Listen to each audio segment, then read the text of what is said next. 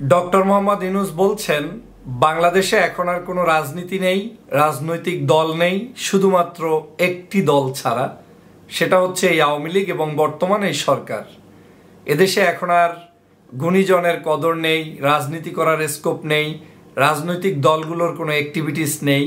এক বাক্যে এক রোখা একপন্থী বাকশালীয় রাজনীতি চলছে বলে কিছুটা এই দিকে ইঙ্গিত করে মন্তব্য করেছেন ডক্টর মোহাম্মদ ইউনূস।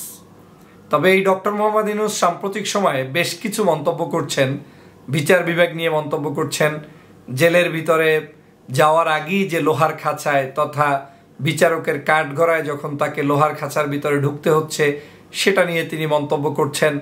তিনি বেশ ক্ষোভ আক্ষেপ প্রকাশ করছেন যে এই ধরনের কাজ স্বাধীন দেশে হতে পারে না, যে দেশের মানুষ বিচার পাওয়ার আগেই সম্পূর্ণভাবে দোষী সাব্যস্তের আগেই তাকে লোহার খাঁচায় বন্দী হতে হয়। এটা ডক্টর মোহাম্মদ ইউনূসের জন্য লজ্জাস্কর, এটা তার জন্য খুবই কষ্টদায়ক, এটা তিনি মন্তব্য করে বুঝাতে চেয়েছেন। তিনি এও বুঝাতে চেয়েছেন যে তার উপরে দেবদেবীর নজর পড়েছে বা দেবদেবী ভর করেছে তার উপরে।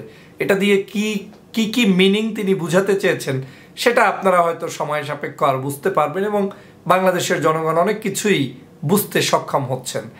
এক বাক্যে ডক্টর মোহাম্মদ ইউনূস একজন নোবেল লরেট, তার মতো একজন বিশিষ্ট সিনিয়র সিটিজেনকে যেভাবে হেনস্থা করা হচ্ছে শেখ হাসিনার ব্যক্তি প্রচেষ্টায়, সেটাকেই আজ ইউনূস সাহেব তার মতো করে ব্যক্ত করার চেষ্টা করছেন, মন্তব্য করার চেষ্টা করছেন।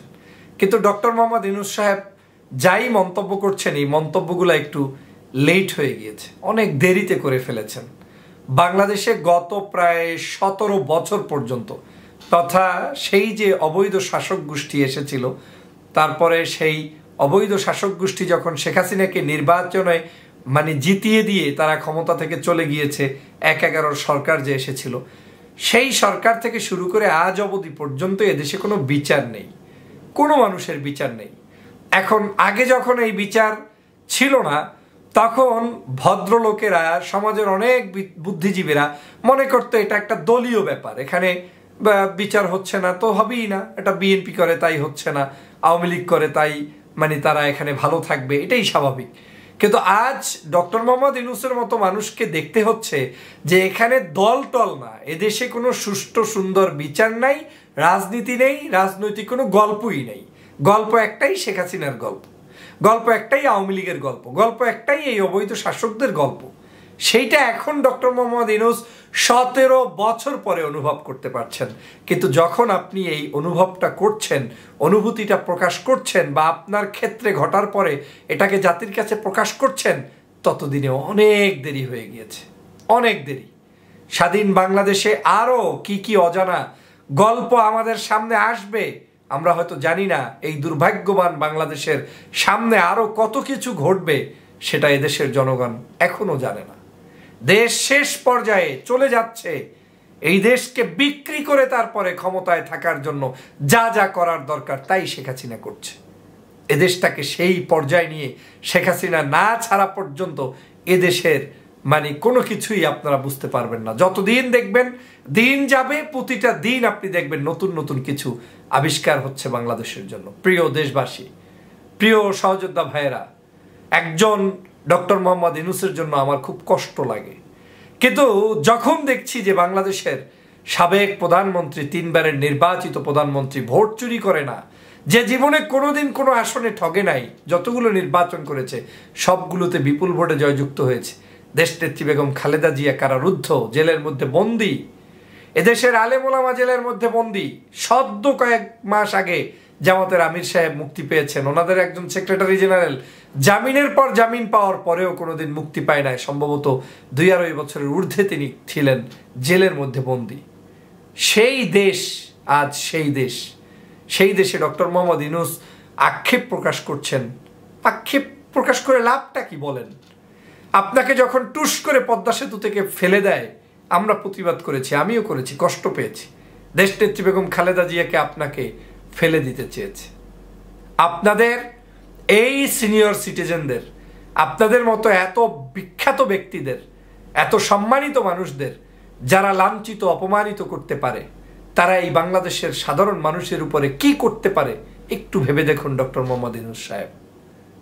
আজ আপনাদেরকে যে অপমানটা করছে, আপনি যে ফিলটা করছেন, এই ফিলটা যদি আপনাদের মতো সিনিয়র লোকেরা আরো অনেক আগে দেশের জন্য দাঁড়িয়ে যেতে পারতেন, কথা বলতে পারতেন, খালেদা জিয়ার পাশে দাঁড়াতে পারতেন, কিংবা দেশবাসীর কথা, ক্ষোভ, কষ্টগুলো যদি আপনাদের মুখ থেকে বের করে আনা যেত, তাহলে হয়তো বাংলাদেশ এতদিনে আরেকটু ভালো থাকতে পারত, এতটা রোগাক্রান্ত হয়ে যেত না।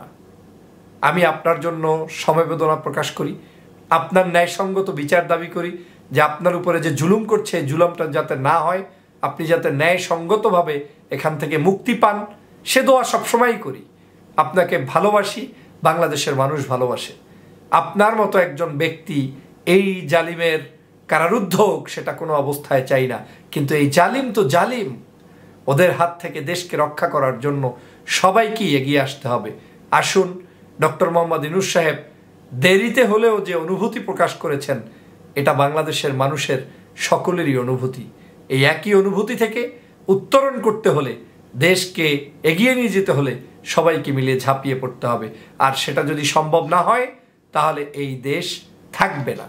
যেমনটা এখন হচ্ছে, মিয়ানমারের বর্ডারে কি হচ্ছে, আজকের এই বাংলাদেশের সেন্ট মার্টিন দ্বীপে কি হচ্ছে, 7 দিনে খাবার যেতে পারছে না। মাত্র এই আজকে না কখন একটা জাহাজ পাঠিয়ে খাবার পাঠানো হয়েছে। জানুয়ারি মাস থেকে সেন্ট মার্টিনে মানুষের যাতায়াত নিষিদ্ধ, উৎসাহিত করা হচ্ছে না, ওখানে যাওয়া যাবে না, থাকা যাবে না। আপনার ওখানে গুলি করা হচ্ছে, জাহাজ দেখা যাচ্ছে মিয়ানমারের যুদ্ধ জাহাজ আমার বর্ডার থেকে, অথচ আমার দেশের সেনাবাহিনী, আমার দেশের বিমান বাহিনী, আমার দেশের নৌবাহিনীর কাজ কি করছে কি? এই দ্বীপ নিয়ে মন্তব্য তো শেখ হাসিনা করেছিলেন যে এই দ্বীপ বিক্রি করলে ক্ষমতায় আসা যাবে, থাকাও যাবে। তার মানে কি আপনি বিক্রি করে দিয়েছেন? আমার তো তাই মনে হচ্ছে। বহু ষড়যন্ত্র রয়েছে, যদিও এটার উপরে আমি লাইভ করেছি, আপনারা সেই লাইভটি ইউটিউব চ্যানেল দেখে নেবেন।